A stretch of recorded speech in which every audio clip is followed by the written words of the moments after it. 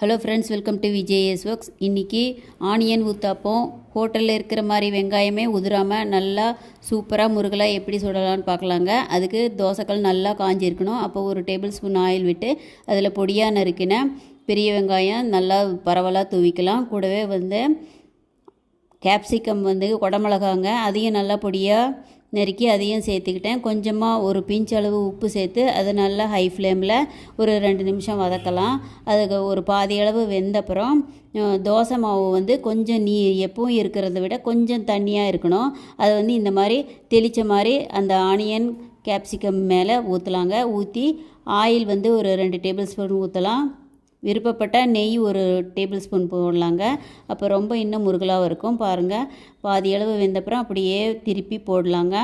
போட்டு அடுப்பை நிதானமாக எரிய விட்டு கொஞ்சமாக நெய் ஊற்றி நல்லா வேக வச்சு எடுத்தால்